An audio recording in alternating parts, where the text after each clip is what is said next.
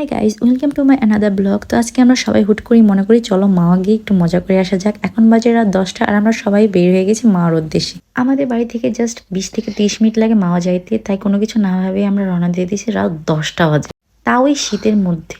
যাই হোক, বলতে বলতে মাও চলেও আসছে। এর আগে অনেকবারই আসছি খাওয়া দাওয়া করার জন্য, কিন্তু আজকে শুধু খাওয়া দাওয়া না, তার সাথে সাথে মজাও করব। প্রচন্ড ফান, এনজয়মেন্ট সবকিছুই থাকবে এই ব্লগের মাধ্যমে। কি কি করি আমাদের সাথেই থাকো আর দেখতে থাকো। আসার পরে সর্বপ্রথম চোখে পড়ে বক্স, যেটার মধ্যে পাঁচ খুলে বোঝা যায় কার কতটা শক্তি আছে। আর প্রথমেই ভাই ট্রাই করে, আর ভাই তো 1000-এর উপরে চলেই গেছে, দেখতেই পারছো। তারপরে আসে আমার একটা ছোট্ট দেবর।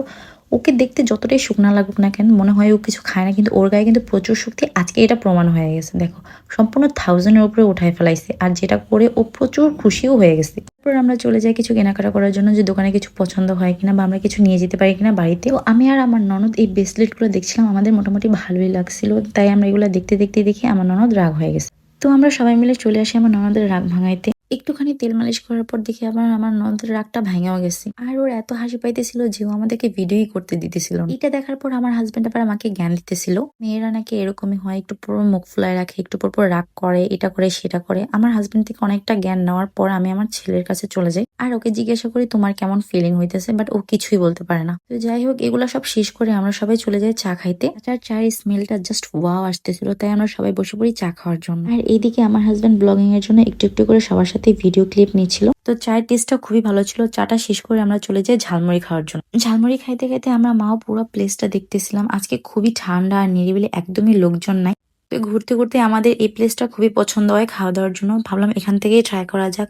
আর আমরা ওনাদের কাছ থেকে 2টা ইলিশ নিয়ে নিই, যেহেতু আমরা 8 জন ছিলাম, 2টা ইলিশই আমাদের হয়ে যাবে। ওনারা এত তাড়াতাড়ি কাটাকাটি করতে পারে, ভাবার বাইরে। জাস্ট 2 মিনিটের মধ্যে প্রসেসিং করা কমপ্লিট হয়ে গেছে। আর এখানে মাছগুলো ভাজার জন্য ম্যারিনেশনের প্রসেসিং চলছিল। সবকিছু করার পর আমি একটু চলে যাই ভাব দেখায় মাছ ভাজার জন্য। মা আসছি আর একটু ভাব দেখায় মাছ ভাজবো না, এটা কি হইলো? তাই আমিও চলে যাই সবার মতন মাছ ভাজতে। মাছগুলো গরম তেলের মধ্যে দিয়ে আমরা চলে যাই পদ্মা বিলাসে, যেখানে অনেকগুলা গেমিং পার্ট ছিল, বাচ্চাদের জন্য আলাদা করে ছিল। তো আমার বাচ্চা তো এখানে গিয়ে প্রচুর খুশি, ওর এটাতে ওঠার অনেক দিনের ইচ্ছা ছিল, যেটা আজকে কমপ্লিট হয়ে গেছে। বাচ্চাদের সাথে সাথে আমরা বড়রাও অনেক এনজয় করি, অনেক কিছু খেলি, তার মধ্যে এটাও একটা ছিল। এটা খুবই মজা, এটার জন্য প্রচুর কনসেন্ট্রেটের প্রয়োজন ছিল, যেটা আমাদের মধ্যে একজনেরও ছিল না, তাই আমরা একজনও এটা করতে পারিনি।